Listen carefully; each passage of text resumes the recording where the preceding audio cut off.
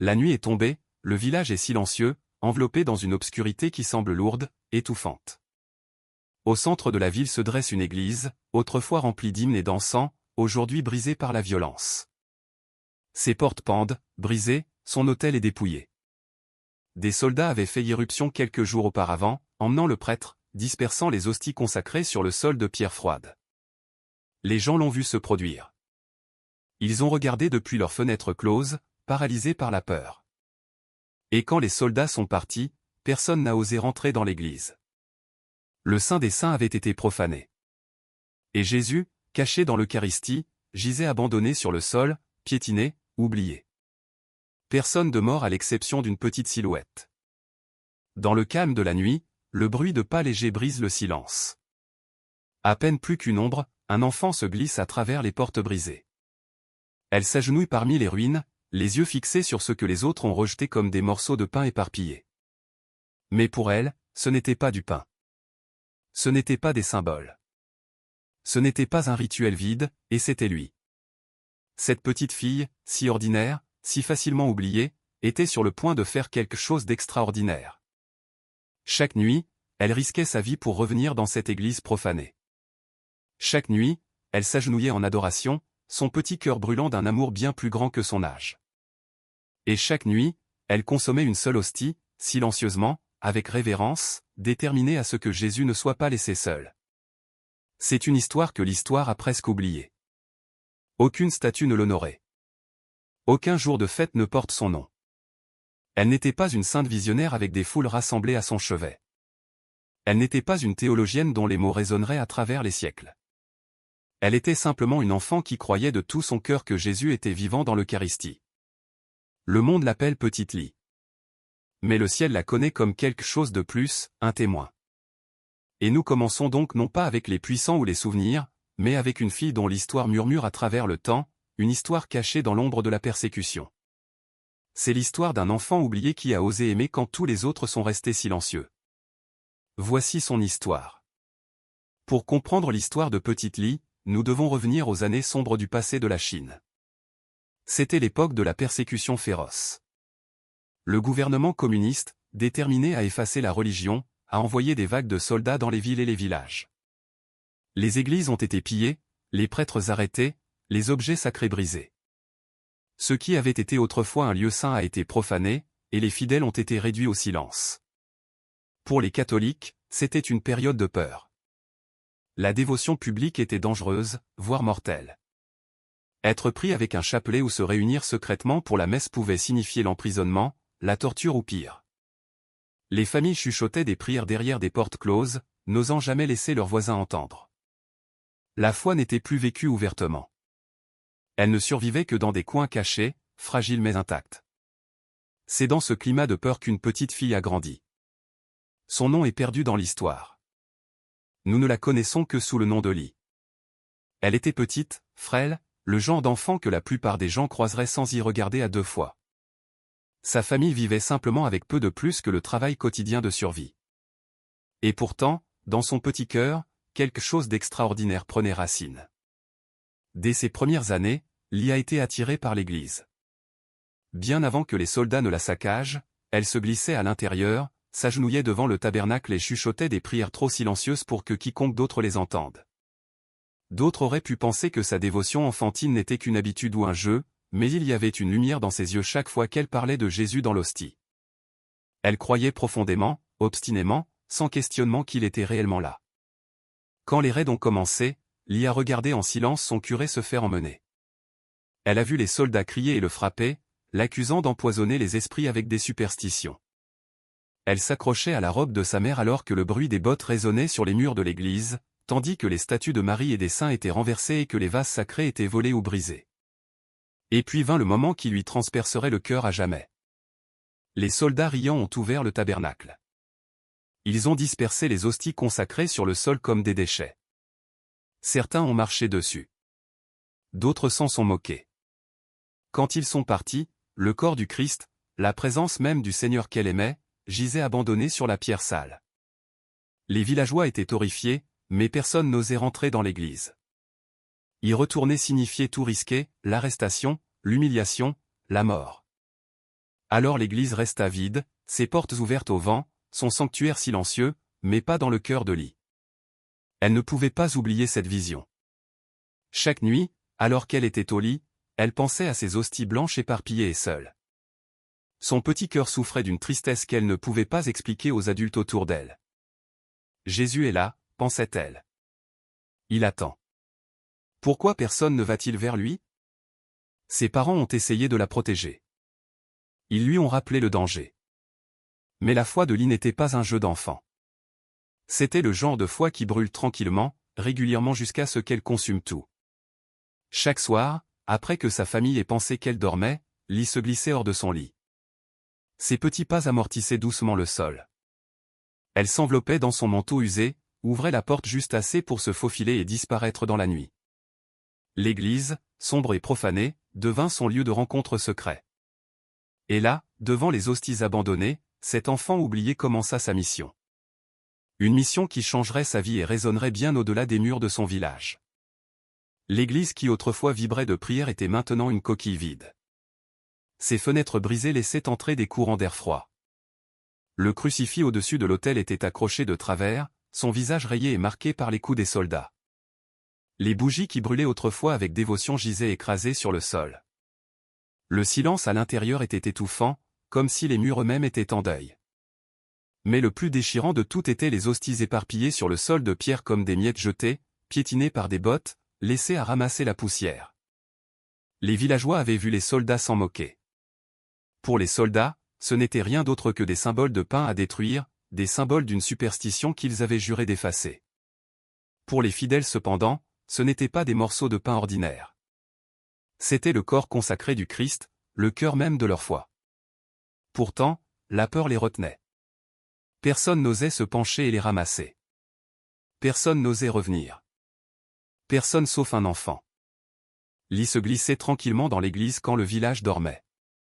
Le clair de lune filtrant à travers le verre brisé projetait de longues ombres sur les bancs ruinés. Chaque fois qu'elle entrait, son souffle se coupait dans sa gorge.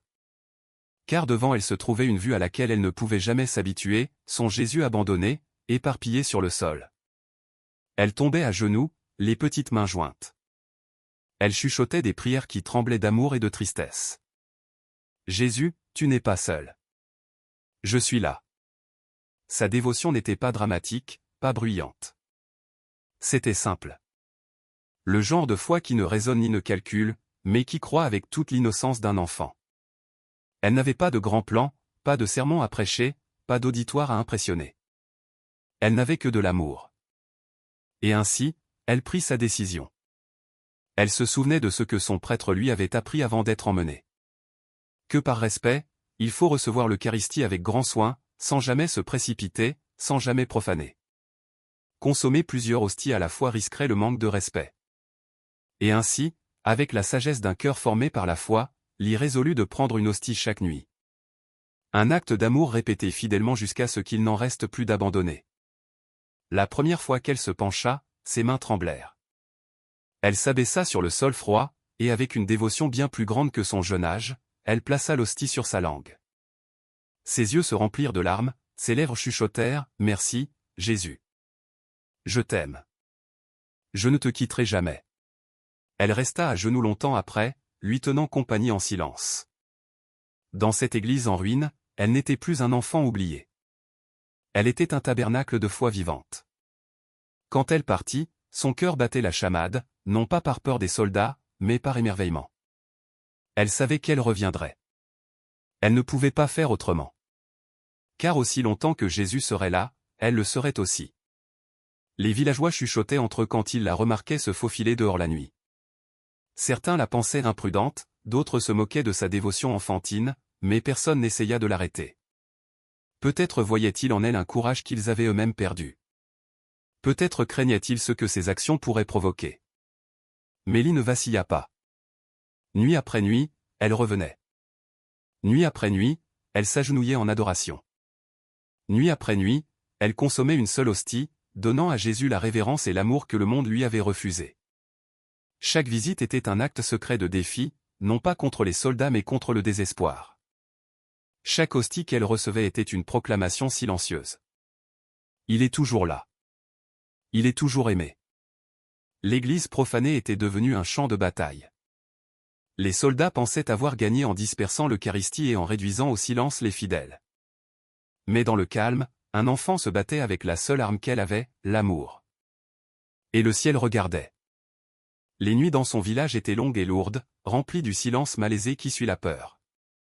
Les familles fermaient leurs portes tôt, chuchotant des prières à voix basse, espérant que les soldats ne reviendraient pas. Mais pendant que les autres se cachaient, une petite silhouette se levait tranquillement de son lit. Lit se faufilait dans la nuit enveloppée dans son fin manteau. L'air lui mordait la peau, mais elle avançait, guidée par quelque chose de plus fort que la peur, l'amour. Chaque pas vers l'église était un risque. Les soldats patrouillaient parfois après la tombée de la nuit. Un seul son pouvait la trahir. Pourtant, elle continuait à marcher, ses pieds nus prudents sur le chemin de terre, son cœur battant à la fois de terreur et de détermination. Quand elle atteignait l'église, la vue était toujours la même. Des bancs brisés, des statues brisées, un silence épais comme la mort. Et pourtant, pour elle, c'était un lieu saint. Car là, parmi les ruines, se trouvait Jésus. Elle s'agenouillait petite et fragile sur le sol froid. Ses mains tremblaient, mais son regard était ferme. Devant elle gisaient les hosties, toujours éparpillées, toujours abandonnées. Pour quiconque, ce n'étaient que des fragments sur une pierre sale. Mais pour Lee, ils étaient le Dieu vivant, caché dans le mystère, mais brûlant d'amour. Et ainsi, comme elle l'avait résolu, elle n'en prenait qu'une. Nuit après nuit, une hostie. Elle baissait la tête. Ses lèvres bougeaient en chuchotement trop doux pour être entendues. Jésus, je suis avec toi. N'aie pas peur. Je vais t'aimer. Chaque fois, elle sentait sa présence inonder son cœur d'une force au-delà de son âge. Chaque fois, elle repartait renouvelée, prête à revenir la nuit suivante. C'est devenu son rythme secret, sa mission cachée. Le jour, elle n'était qu'une enfant tranquille, inaperçue, oubliée dans la foule. La nuit, elle était une gardienne de l'Eucharistie, une guerrière silencieuse, s'agenouillant là où personne d'autre n'osait. Mais à chaque visite, le danger grandissait. Les soldats ont commencé à soupçonner que quelqu'un entrait dans l'église. Ils ont remarqué des empreintes de pas, une porte qui ne voulait pas rester fermée, et ils ont resserré leur patrouille. Les villageois s'inquiétaient pour elle. Certains chuchotaient qu'elle devrait s'arrêter, que sa dévotion était trop dangereuse. Mélie ne pouvait être persuadée. Jésus est là, disait-elle doucement. Il ne doit pas être seul. Et ainsi, elle continua, certaines nuits, le clair de lune illuminait l'autel en ruine comme de l'argent, et Lee sentait comme si le ciel lui-même regardait. D'autres nuits, l'obscurité s'abattait, des pas résonnaient à l'extérieur, et la peur lui étreignait la poitrine. Pourtant, elle restait toujours, chuchotant des prières, recevant son Seigneur avec révérence et partant silencieusement avant l'aube. Jour après jour, les villageois voyaient son petit visage, pâle et fatigué, mais rayonnant d'une manière qu'ils ne pouvaient expliquer. Elle n'avait pas de peur dans les yeux, seulement la paix. Les hosties devenaient moins nombreuses. Une par une, elle les avait consommées. Sa mission touchait à sa fin. Et bien que personne ne le sache encore, sa vie aussi. La nuit était plus sombre que d'habitude. De lourds nuages étouffaient la lune, laissant le village enveloppé dans l'ombre. L'air portait un étrange calme, comme si la terre elle-même retenait son souffle. Lee se leva tranquillement de son lit une fois de plus, son petit manteau autour de ses épaules, son cœur brûlant de la même mission qu'il avait portée à travers tant de nuits auparavant. Mais ce soir était différent. Ce soir, les hosties étaient presque parties. Pendant des semaines, elle était venue fidèlement, une nuit après l'autre, s'agenouillant sur le sol froid de l'église en ruine, consommant une hostie à chaque fois. Maintenant, il n'en restait que quelques-unes. Bientôt, sa mission serait achevée. Bientôt, son Jésus ne serait plus abandonné. Elle marchait rapidement, ses pieds connaissant le chemin comme par instinct. Ses mains serraient le manteau plus fort autour d'elle alors que le froid lui mordait la peau.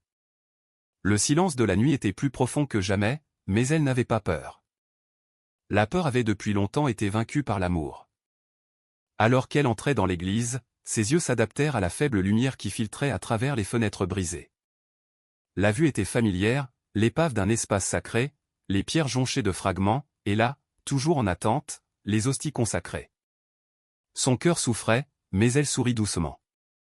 Elle s'agenouilla comme elle le faisait toujours. Ses petites mains se replièrent étroitement. Ses lèvres tremblèrent alors qu'elle chuchotait, « Jésus, je suis de nouveau là.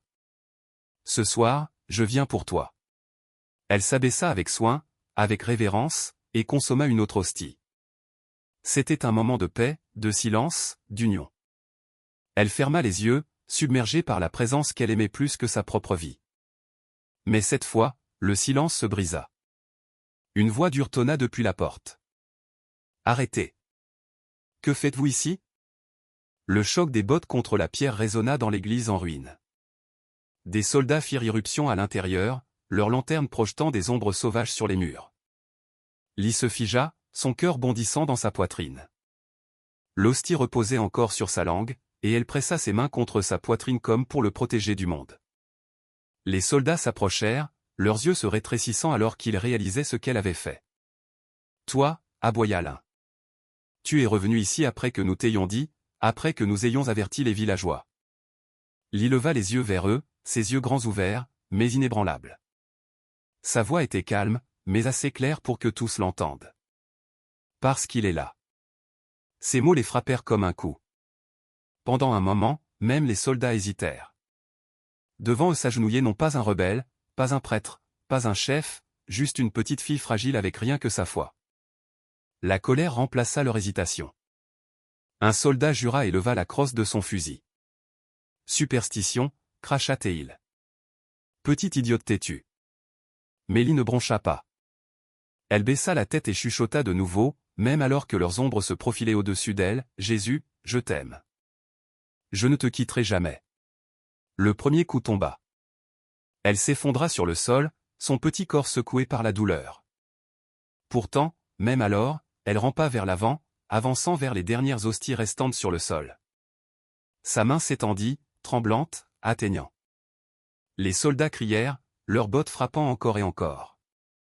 Pourtant, elle essaya de bouger, de toucher, de protéger. Sa force finale fut dépensée non pas dans la peur, pas dans l'évasion, mais dans l'adoration. Finalement, son corps ne put plus supporter.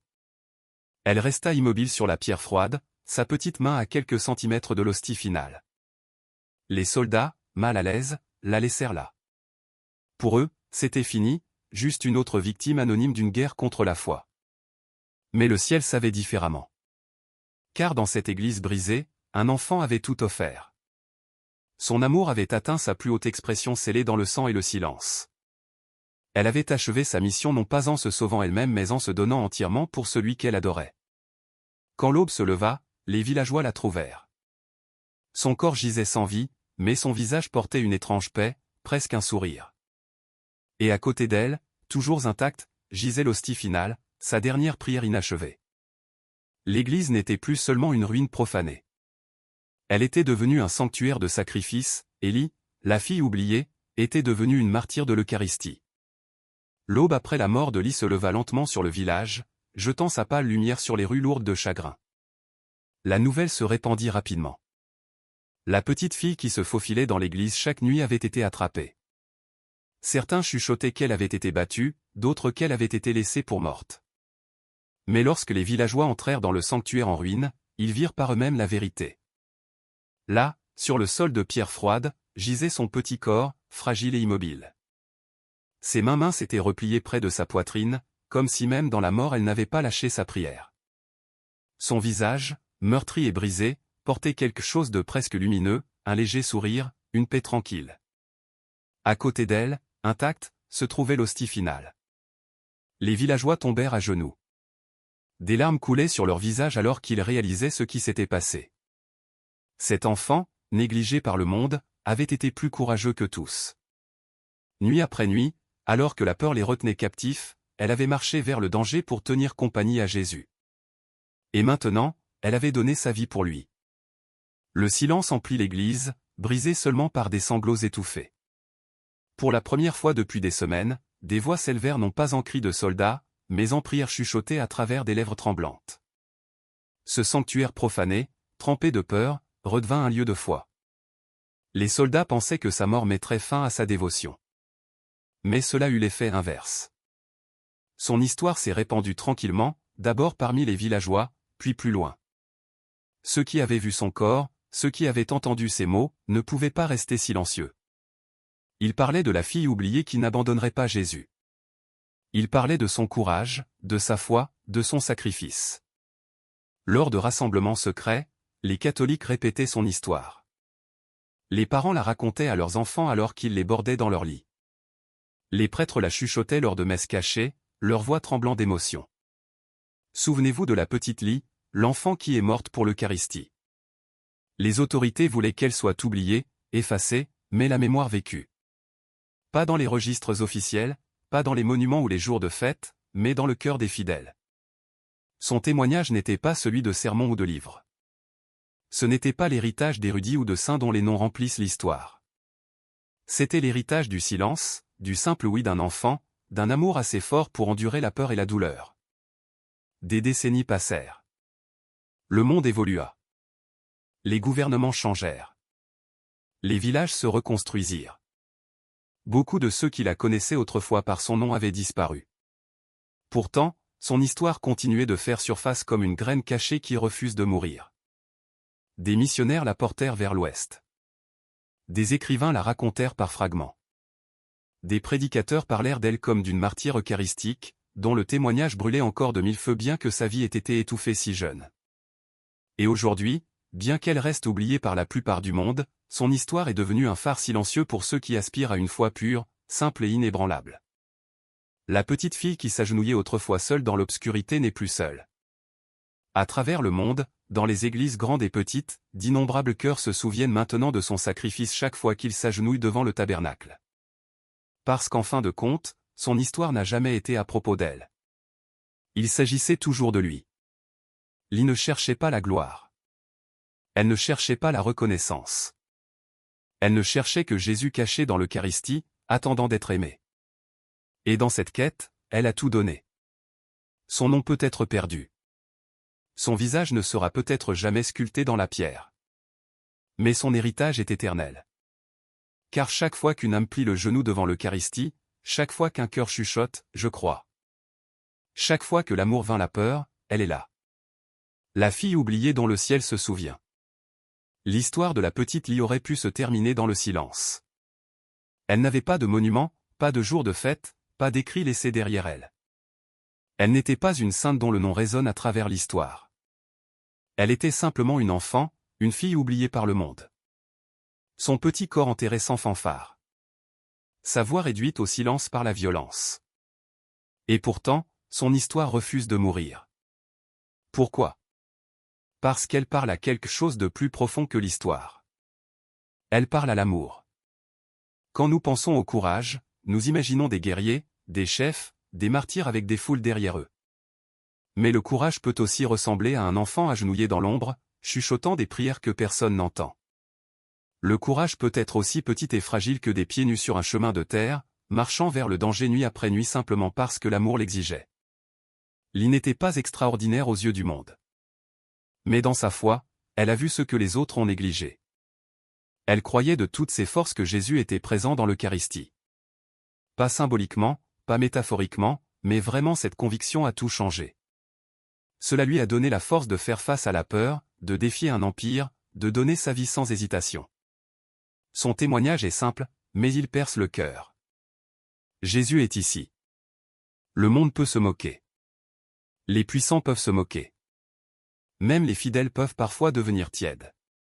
Mais la fille oubliée de Chine nous rappelle que le Christ dans l'Eucharistie n'est pas une idée. Ce n'est pas une histoire du passé. Il est vivant, attendant, aimant, souffrant quand il est abandonné. Et la question qu'elle nous laisse est obsédante. Si un enfant était prêt à tout risquer pour lui, que suis-je prêt à faire? Il est facile d'admirer son histoire de loin. Il est plus difficile de la laisser nous défier. Nous lèverions-nous au milieu de la nuit si l'amour nous appelait? Nous agenouillerions-nous quand les autres se moqueraient?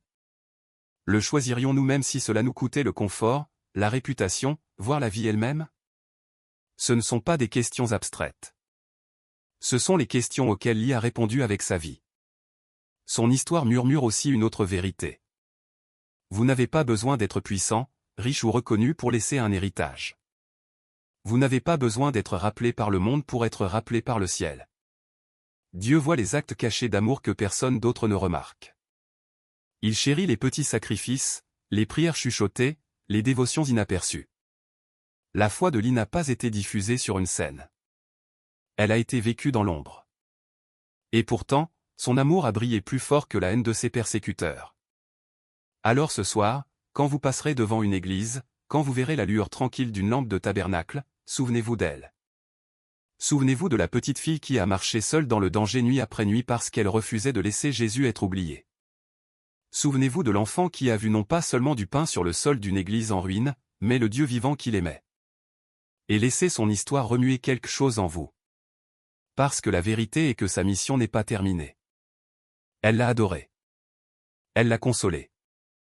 Elle a tout donné pour lui. Mais maintenant, c'est notre tour.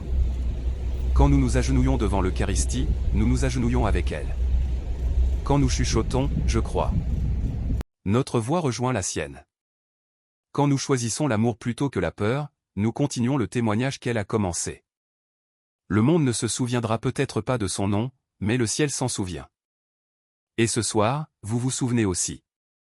Elle était la fille oubliée qui a vu Jésus dans l'Eucharistie et à travers elle, nous sommes invités à le voir aussi.